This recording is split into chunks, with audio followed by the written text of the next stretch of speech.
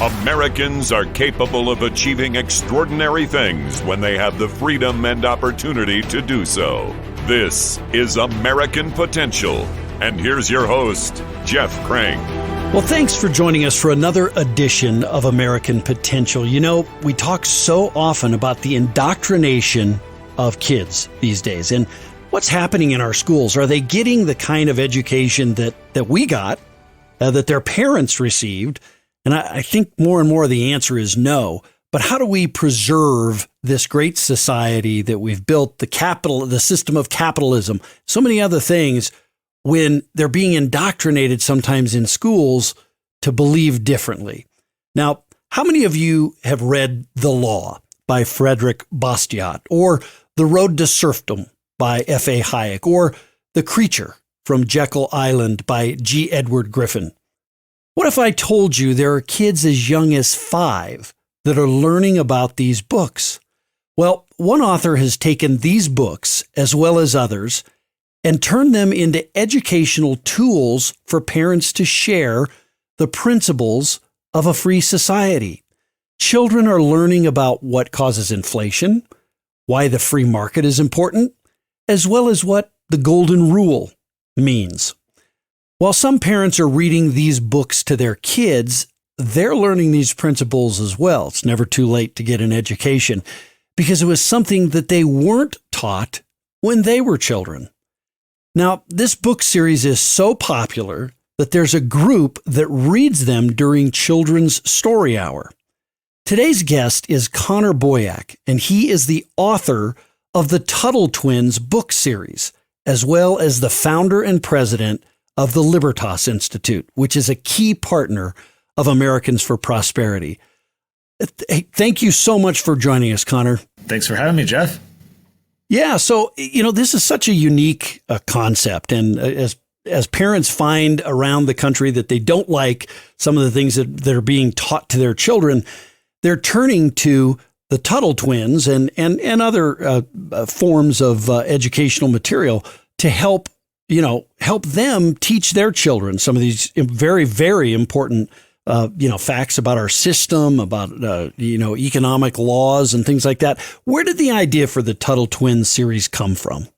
Well, I run a nonprofit think tank, Libertas Institute, where we do a lot of legal reform. We work with AFP in our home state of Utah and other states as well. And this is back in 2013. My son, at the time, he was almost turning 6. And I would come home for work, and as any dad does, I would say, "Tell me what you did today." And he would answer with his typical, 5-year-old level answers. But he would start to ask me, "Dad, where were you? What did you do?" And I didn't want to just tell him, like, I typed on a computer all day, or I made phone calls. I wanted to convey to him the substance of what his dad did, why liberty is so important to me, and what it actually means. So I did what anyone in my shoes would do. I went to Amazon, and I was like, free market books for kids. And I was trying to find things that would teach kind of this libertarian free market philosophy. Came up short. There was nothing. I was talking with a buddy of mine who's a dad as well, big liberty lover, and we were kicking around this idea of a children's book. And we said, let's just give this a go. Let's have a fun little side project, have some fun with it. Maybe, we won't sell any books, but we'll have some fun along the way. Well, a lot of people bought it. And then they said, when's the next one coming out? And so it turned quickly into a series of books because there were so many parents out there like me who wanted to talk to their kids about these concepts, but they struggled to know how to do so. And they went looking, like I did on Amazon, for resources that would help them have these conversations. And fortunately for them, they found that resource in the Tuttle Twins, and where I and my team, we had to make it because it didn't exist at the time. So if someone's listening to this podcast or they're watching it on YouTube and they've never heard of the Tuttle Twins, describe it. So our books teach kids the ideas of a free society, things that you would expect they would learn in school, but not only are they not learning these ideas, they're learning quite opposite ideas today.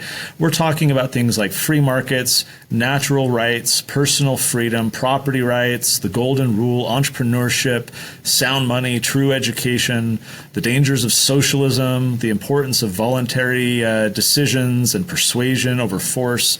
So basically the whole foundational fundamental ideas of how society is built. And what's fascinating is many parents who are religious, let's say Christian, they understand the need to take their kids to, say, Bible study or Sunday school, and they have little cartoon versions of the Bible and things like this. Most parents want to teach their religious values to their kids, and there are a number of means and resources to help them do so. However, these parents who also believe that there are certain political and economic and civic truths, they historically have not, with the same religious fervor, transmitted their economic and political understanding and values to their kids. And so these kids grow up being exposed from social media and peers and all kinds of stuff to other nonsense, and the parents get shocked. They're like, why is my kid a social justice warrior now? And how did they show up at this Fight for 15 rally when in our family we've always been free market conservatives? My answer is, you didn't talk to them. You didn't have these discussions. Right. You didn't teach them. You didn't share your values from a young age and compete for the hearts and minds of your own children against all the many forces that are trying to capture their loyalty. So the whole point for us with Tuttle Twins is, let's give parents books, curriculum, cartoon, a podcast, many resources to spark a lot of discussions that they can have as a family, so that they can talk about current events and real world issues and understand, like, why is inflation happening? What's actually causing it? You ask any kid reading a Tuttle Twins book, and they can cut through all the nonsense, all the BS that we hear from Congress and the media about what's really happening in inflation, and the kids will say it's the Federal Reserve. They're printing too much money. And where did you learn that? Oh, in a Tuttle Twins book. So that's what we're after, is really kind of sparking a lot of awareness, understanding, and discussion about what's happening in our world today. And these books are illustrated. That's the whole key to this, is to have it be entertaining enough to hold the attention of a kid, but yet still teach them these valuable principles, right? That's right. Yeah. The illustrations that Elijah does are key to what we're doing. And I would say the second component is storytelling. For example, we have two American history, I don't want to call them textbooks, but they're beefy. They're 250 pages. They're big hardback books, but they're story-based, because I hated history in school. I hated memorizing all the names and dates and figures and who wrote which letter to who for which convention on which date. And I was the kid who would raise my hand and say, why do we need to learn this? And put your hand down, it'll be on the test, right? And so I would regurgitate this stuff, but I hated history until later in life. I was reading some biographies and I was like, oh, I actually find this interesting. And as I reflected on why, I realized these are just stories. They're fascinating stories, and I'm learning history, but it's through storytelling. So our beefy, American history books that we're doing, they're all just stories. And that is the magic that our Tuttle Twins books more broadly, we've got books from toddlers all the way through teens, but all of them focus on storytelling so that kids can get introduced to these ideas. But it's not like we're sitting them down and saying, okay, here are the 6 steps to entrepreneurship, and here's how to do a business plan. And, that's boring to kids. They love stories. We all love stories. And so that's the method that we've used in our books to convey these ideas to the rising generation. Well, and I'll tell you, it's a fascinating idea that you came up with, and you've been very successful. How many books are out there? How many Tuttle Twin 5 books million sold now. So it's been, wow. It's been pretty significant. 12 languages. We've got a cartoon that's been seen, I think, like 15 plus million views now. So it's spreading, which is awesome. Yeah, that's great. And by the way, I told you this in the kind of the pre-interview before we started a little bit, the cutest video ever of your kids actually on there, and they kind of became celebrities. It sounds like, tell the story about your son kind of figuring out, well, what are royalties, Dad? I love that story. So on our website, on TuttleTwins.com, we have this video that we've featured for a long time that I recorded a number of years ago with my kids. I involved them as little, actors in our commercials and marketing videos. And I would pay them, $10 or $20 or whatever, just to memorize some lines and look cute and make a pitch, in the video of why, hey, you need the Tuttle Twins books. And this one video garnered millions of views across social media. And we were at Lake Tahoe as a family on vacation. And my wife asked about it, and I'm like, oh yeah, we sold X number of books as a result. And she says, too bad the kids didn't get a royalty. And so my son, who's I think at the time 8, maybe 9, he's like, Dad, what's a royalty? And so I proceeded not only to teach them, but I was like, this is also a lesson in contract negotiation and leverage, because, at the time you couldn't really demand much more than $20. But now if I ask you to do another video, you should come back and say, Dad, it's going to cost a little more because, I've got a following now. A lot of people have seen my video. And if you want me to do another one. So we had fun with it. The kids have been awesome. They've even helped. Like, we have our own warehouse with dozens of teenagers who just pack Tuttle Twins books all day to ship all the books out for the orders that we get. And so my kids have been a part of that, just packing books. It's kind of a family affair, both for myself and our illustrator, Elijah, just getting a lot of involvement in this because it's such a passion project for us. I believe, Jeff, that despite our efforts and our organizations trying to pursue legal reform and fight for freedom like that, I don't believe we're going to save our country at the Capitol. And I don't believe we're going to save our country in the courtroom. I think if our country is to be saved, it's at the dinner table. It's parents and kids coming together, having discussions, fostering critical thinking, skepticism about all the BS we're being told, community service, strengthening social fabric, growing together as a family and as a community. That's how I think we save our country.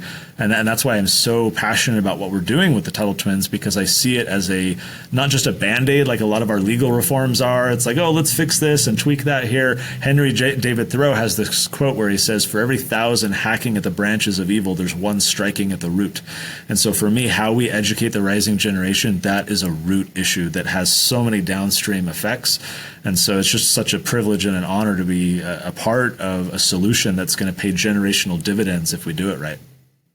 Well, yeah, and so true and so well put. And I think, at the very core, you're changing people's lives, right? I think you're also helping save the country by doing these books and helping people from a very early age understand these principles. But also on an individual level, it's going to change their lives. They're not going to sit around waiting for the government to provide them something. They're going to go out and be an entrepreneur. What about that aspect of it, the individual aspect of this too? Well, what you point out is something I'm very passionate about. It's one thing to read ideas and concepts and philosophies or whatever in a book. It's another thing to apply them and enrich your life and enrich your community. One of the projects that we've operated for a few years is called a children's entrepreneur market. And you can think of these like a farmer's market, but it's run entirely by the kids. Mom or dad can help set up and take down, but the kids run the whole show. And after doing this for a few years in our home state, we decided that we're going to take it national. So this year we're in 6 states, Tennessee, Texas, Pennsylvania, Michigan, Arizona, and Colorado.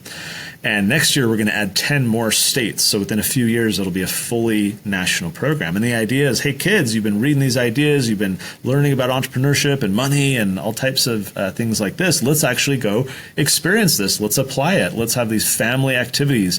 And I'll tell you, doing this for a number of years now, it is such a great way to draw entrepreneurship is a great way to draw in families, because not everyone is attracted to our political views or our legal reforms or our white papers or whatever we do. But when you say, hey, would your kids like to have this experience of like a lemonade stand on steroids? 90% of parents are like, yes, I want that for my kids. And so it's this very politically agnostic, family friendly, inviting way to draw people in so that their kids can benefit. They can all learn and they can deepen their familiarity with not only just general business principles and ideas, but free market philosophy. We give them Tuttle Twins books and other things to connect them on their way. So for those interested in that, the website, it's a mouthful. It's children'sentrepreneurmarket.com. Or on social media, and that's something we're taking nationally. We'd love to, connect with AFP groups and think tanks and others who are working in their community to bring a lot of families out, because I think it's such a great way to grow our movement by having this very family-friendly top of funnel strategy to draw people in so that we can then talk to them about our deeper beliefs and the projects that we're working on. Well, and as I said, this is changing lives, individual people's lives. I mean, you'll never know really who all those people are that you change their lives. But, if somebody's going to school and they're learning that the government's there to plow the ground for them and everything will be fine, and they learn differently somewhere else, and they go out and become an entrepreneur. They change their lives, and then the lives of countless other people, maybe who are their employees or whatever it is they do with their business. That is changing lives, and it's just such a great thing that you're doing, and probably something that when you started this, maybe you didn't anticipate all of that kind of outreach as well. Not at all. No one was doing this at the time. Again, I couldn't find any books. There have since been others like, Brave Books or Heroes of Liberty and a few others that have gotten into the children's book space from a right of center perspective. Obviously, the left has been, putting out garbage for kids for a long time, but we were the first. We were kind of the pioneers. In fact, CNN a couple years ago published this article accusing us of creating what they called a right-wing children's education complex, and that we had kind of kickstarted this effort from conservatives who were skeptical about what kids are learning in school, and they were kind of like, downplaying from our perspective why we were doing this. And I'm reading this article, and I'm smiling the whole time. They're attacking what we're doing, but I recognized this as a marketing gift. I took the article, I emailed it to our list of like 1 million people. I plastered social media with it, shouting from the rooftops, "Hey guys, CNN's coming after us. Check this out." More than that, I set up a coupon code. I said, if you order, it was over a weekend. I said, if you order this weekend and use the coupon CNN, you'll get 50% off of the books. We sold over 100,000 books that weekend as a result of CNN, to which I told everybody, hey, if anyone has any contacts at MSNBC, please send them my way as well. So, we had to kind of create a category. No one was really doing this at the time. And, it's just such, it's so exciting because I'll tell you, Libertas Institute, my think tank, we were branded as like this libertarian type of whatever group here in Utah where I'm based out of, and some of the legal reforms and the criminal justice things or whatever that we would fight for would kind of get branded as, oh, it's the libertarian folks, or it's these, kooky conservatives or whatever. When we started doing the Tuttle Twins and the Children's Entrepreneur Market projects, the brand perspective totally shifted. Now the perception was, oh yeah, you guys help kids, you help families. It was a very warm and inviting thing where it allowed us to build relationships and have discussions with people about our ideas. And so for all the freedom fighters out there, if you're volunteering or working for any of these organizations, I can't strongly enough recommend having a family-centric approach to what we're doing, so that those families are talking about it at the dinner table, so that they have a positive reception about our work. They start donating to your organizations or getting involved themselves. It was just such a huge shift for us, and we started seeing entire families. You made the point at the beginning, Jeff, that so many of these parents didn't learn in school the very ideas that we're teaching in the Tuttle Twins. Over half of the parents getting our books say that they are learning new things for the first time in these children's books. And because it's a very, it's not intimidating, right? It's just, hey, read this book with your kids and you can have some fun. It's not like we're handing them, Economics in One Lesson by Henry Hazlitt and saying, here, you got to read this and learn. We just say, read with your kids, have a conversation. And the parents' barriers come down.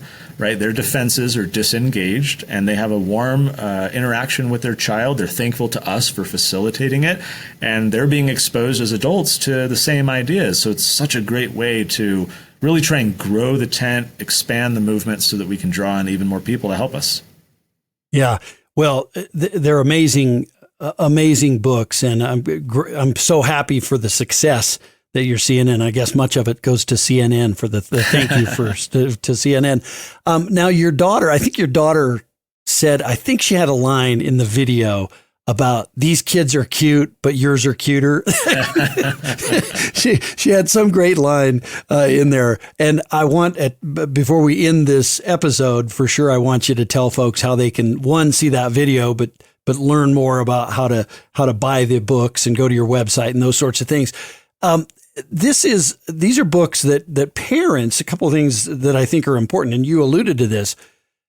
Parents are learning from these books too. They're learning things that they didn't get taught themselves in schools. They're being, their eyes are being opened to some of these ideas, and that's a real benefit as well, right? It is, and again, like I'll do a little thought experiment. Let's use that book I mentioned, Economics in One Lesson, a fantastic book written decades ago, back when English often used multiple syllables rather than the dumbed down stuff that people are reading today. So it's a little bit more challenging for people to read. And imagine I'm on the side of the road, and let's say I stop a gentleman named Bob, and I say, "Hey, Bob, I think it's important for you to learn about economics and why free markets are important. Here's a book. You should read it." Well, I think everyone would agree that the chances of Bob actually reading the book are probably below 1%, right? Because the barriers come up. Are you telling me I'm stupid? I don't want to change. The human brain really wants to preserve energy and not have to expend energy on learning new things that it doesn't need to. So those defense mechanisms come up. And we find it consequently difficult as organizations, AFP, Libertas Institute, and many others, to change the hearts and minds of adults. And instead, let's say I approach Bob with a different book. I approach him with the Tuttle Twins and the Food Truck Fiasco. And this is our version of Economics in One Lesson. So we teach in our book many of the core concepts from Hazlitt's book. So now I approach Bob and I say, "Hey, Bob, do you have kids?" "Oh, yeah, I've got a 8-year-old and a 10-year-old at home." "Awesome. Do you think it would be important for them to understand how markets work and what an economy is?" And, "Oh, yeah, that'd be really important." "Are you confident that the schools are doing a good job teaching your kids these ideas?" "Oh, no, not at all." "Great. Well, here's a 60-page, fully illustrated, fun kids book with a story that teaches them some of these ideas. Would you be interested?" "Oh, yeah. Can I have that? Can I pay for it? Can I buy it for it?" And it totally shifts things. And now Bob takes it home. He reads with his kids. He himself is learning some of these ideas, like the term protectionism, which we introduce in the story, right? And his defenses, the walls have completely come down. And if anything, we've inverted it, right? Now he's excited and he wants to do this. And so we've seen this across the years, across the country, so many parents who are politically agnostic, disinterested, disengaged, who otherwise would not be receptive to the videos and the white papers and the policy briefs and all the things that the think tanks and civic groups are doing. But instead, we're saying, "Hey, we want to help you help your kids." And that opens such an inviting door to reach quite a number of people. This is why the schools often break down. They may teach something in school that's helpful or accurate or relevant, but then the kid comes home and mom says, "Hey, honey, what did you learn today?" "I don't know." And there's no retention at home. Mom and dad can't engage with the content. Siblings are unaware. And so what's taught in school is quickly in one ear and out the other. By contrast, when we are reaching and teaching families, we're creating a support structure of people who can operate from the same page. I'll give you a very brief example. I got an email recently from a dad. He had read the Tuttle Twins and the Miraculous Pencil, which is our version of an essay called I Pencil by Leonard Reed, which teaches about free markets by using the object lesson of how pencils are made. So in our book, the kids go on a field trip, they see how pencils are made, and they learn about a concept called spontaneous order. This idea that there's no president of pencil production that dictates to America how many pencils are needed. This just happens spontaneously, and it's the order of the market. So this dad is walking down the grocery store, down the chip aisle, and he turns, and his 9-year-old daughter's no longer walking next to him. He looks back, and she's back at the potato chips. He walks back to her. "Honey, why did you stop?" And her mouth, she's just like staring at these potato chips. And she's like, "Dad, I get it. I understand spontaneous order. There's no president in charge of potato chips. And yet we have wavy ones and curly ones. We've got sour cream and onion. We've got the bags. We've got Pringles. And there's nobody in charge. And yet we have all these things." And the dad was just beaming in the email of like, "Oh my gosh, she made this real world connection." And like, that is what it's all about. And now dad and daughter can continue to build upon that connection and have conversations. They could be driving in the car, hear something on the radio, and he can say, "Oh, honey, just like in the pencil, book that you read," and then make yet another connection and application. That is the power of reaching families together so that we can have that built-in support system and network to not only better understand these ideas, but then actually to go and apply them too. Yeah, that's a great example. And thank you for sharing that. You've got, schools, I think, used to teach some of these principles a while back, maybe a few generations ago, but they used to. But they just don't anymore. And I think that you're filling that void left in the marketplace there. And then also, I think like with homeschooling on the rise, you offer so many different levels of learning at different age levels. Talk about that and what you offer. So about half of our audience are homeschoolers.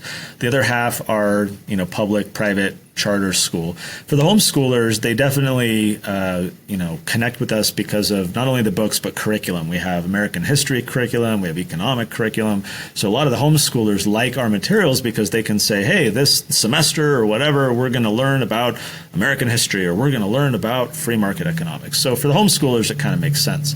What's perhaps more interesting to me is the families who aren't homeschoolers who are still utilizing these materials. And as we've done a lot of surveys and talking to them over the years, the best way I can summarize how they use our resources is as a counter agent. Like they know that their children are learning garbage in the schools or not being taught well enough. And so they say, hey, in the home, we're going to make sure we do this. Like, yeah, you're going to learn whatever you're going to learn at school. You're going to get exposed to those things. But together, whether it's in the evening or on a Saturday or a little summer school type of thing, we're going to use these Tuttle Twins resources and make sure that you learn these things too. So they're structured in a way where, it's not like formal curriculum. It's not like you have to do one or the other. We've really tried to adapt this so that no matter the age of the kids, no matter what type of schooling situation they're in, it's just a very supplemental and easy way for the family to learn together. Like we have a cartoon series, for example, that is distributed by Angel Studios. They're the team behind The Chosen, The Sound of Freedom, which is in theaters right now. Mm-hmm. And so we are in the second season of our cartoon. And the cartoon, it's just a funny, silly, really entertaining kids cartoon with a bunch of higher level humor for adults as well. So what you get is the whole family watching this cartoon where the parents are kind of connecting with some of these highbrow jokes. The kids are laughing at all the silliness, and then they're learning some of these same concepts in that medium. My goal with our team is to create a content empire where no matter the age of your kids, no matter how they like to learn, if they're more visual learners or they like reading better or whatever, no matter any of that, I want to make sure that we have resources for your family so that you can connect with these ideas, so that you can discuss them together. I think that's how we save our country. I think that's how we fix the many problems that we're dealing with, is by having this like generational investment where we focus on the rising generation and try and fix these long-term systemic problems that we're having. It all stems from the ignorance that's being pumped out of the schools and these apathetic voters who don't understand our rights or any of these things. We've got to fix that, and that's why we're trying to strike at that root and help the rising generation. Now, you talked about American history. Talk about it. That's very watered down, right, as it's taught in schools these days. Talk a little bit about, you've done 2 American history books. I'd love to hear your thoughts on that and how you approach American history. So for those watching the video, oops, wrong side, you can see them up here on your screen. The second one just came out recently, and this all started from a research project. We bought, about a dozen different social studies books that are used from, say, 4th to 8th grade. And we were trying to identify how are these books teaching about things like the Declaration of Independence and the Revolutionary War and the Constitution, the Bill of Rights, the classical liberal heritage and tradition of the Founding Fathers. And so we read all these books. They're the more popular ones that I think 80% plus of students across the country were using, because these are the big popular textbooks that control the market. We're reading through all these books, and they are amazing if your goal is to cram kids' heads full of factoids that maybe one day they can win Jeopardy because they know all this random minutia, right? Like if that's the goal, these books do an awesome job.